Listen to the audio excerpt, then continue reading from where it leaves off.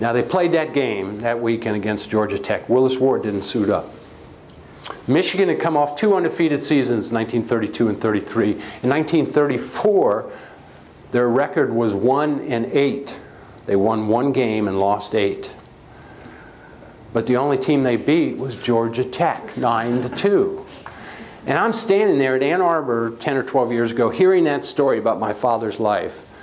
For the first time, I have tears running down my eyes. And that man looks at me and says, "Son, do you know what character is?" To be honest with you, I couldn't speak. I'd never heard this story. Tears running down my face. He goes, "Character is what you do when nobody's watching."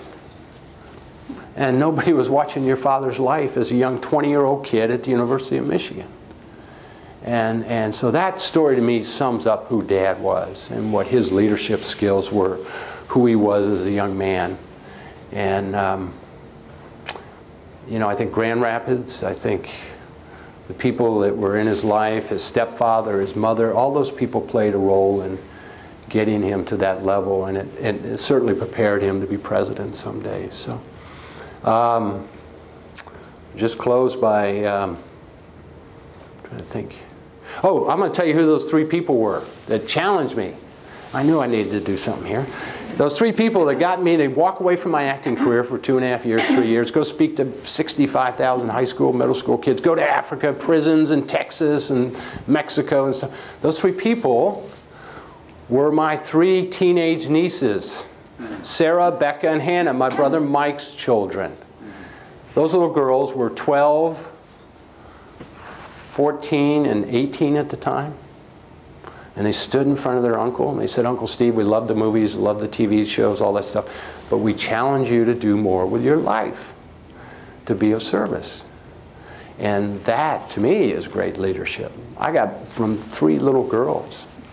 And I think about it, and you know, sometimes, I don't know if you run a business or whatever you do, sometimes the smallest people in our organizations come up with the brightest ideas. But you got to listen to them. You got to think about it. And I stand here today grateful I listened to those 3 little girls and followed that. So thank you all very much. It's great speaking with you, and be glad to do some question and answers afterwards. But thank you very much.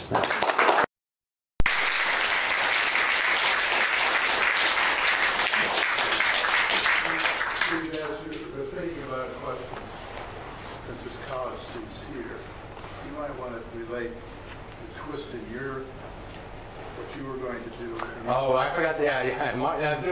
As you think of a question, I'll share this with you real quickly. This was my. I just graduated from high school when Dad became president, and he became president in August. I graduated high school in June, and I was getting ready to go. I was been accepted to Duke University. I was supposed to start my freshman year at Duke University in about 2 or 3 weeks, and all of a sudden Dad becomes president, right? I get 10 Secret Service agents. Trust me, at 18 years old, that ain't really the group you're hoping to hang out with. I'm trying to visualize moving into the freshman dorm at Duke University with 10 guys with machine guns and radios, and it really didn't work for me. So I said, I can't go to college right now. I said, I'll go next year. So I walked into my dad's office, which is the Oval Office right now, and I walk in, and I said, "Dad, I'm just not ready to go to college yet." He goes, "What do you mean?" I said, "Well, you just became president. I've got 10 Secret Service." I said, "I want to take a year off. I'll go back to college next year." And that, that's the last thing your father wants to hear. What? He sent the tuition money and everything else. And it's not like he doesn't have more important things to think about, right? And so he goes, "Well, what do you want to do?" And I say, "Dad, I've always had this dream, this vision of going out west and being a cowboy." He's like, "What? A cowboy?" At least he wasn't a rock star. I want to join a band. No. I said, I want to go out west and be a cowboy.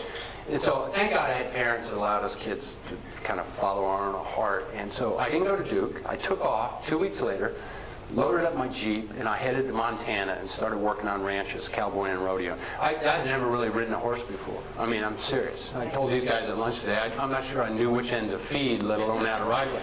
But went to Montana, took my 10 Secret Service agents. It was what was the movie, Billy Crystal did Cities. Yeah, that's what it was like. Okay, these guys, we took their coats and ties off and put cowboy hats and boots on them and stuff like that. So, but the story Marty is referring to is when I was working on ranches, most of the time, if I was riding a horse, they could usually follow me in a pickup truck or something like that. But we had one occasion where we had these, the ranch I worked on in Montana was about 25,000 acres, surrounded by Forest Service land. And it was common practice, you leased land from the Forest Service and you ran your cows up in the leased land during the summertime and got them off at the end of the summer, and you pastured them up there. Well, we had done that all summer, and we got most of our cattle off the Forest Service land, but there were like 3 or 4 old wild cows that were still up there. So the Forest Service called us and said, you need to get these cows off the mountain. So we loaded up a truck and a stock trailer with 3 horses. One horse for myself, 1 horse for this other cowboy who worked on the ranch, and 1 horse for this Secret Service guy who he just transferred in from like Miami, Florida. Right? Here he is in Montana, there's a foot of snow on the ground, you know. So we drive up top of the mountain and we're unloading the horses, right? We're going to go look for these 3 cows, and I'm getting ready to unload the Secret Service guy's horse. And all of a sudden I hear this voice behind me. It goes, just leave my horse in there. I go, what? I look back and there's the Secret Service guy. Just leave my horse in there. I go, what are you talking about? He goes, look, I'll just stay here at the truck. You guys go play cowboy. He says, you'll come back here. Nobody's going to know the difference.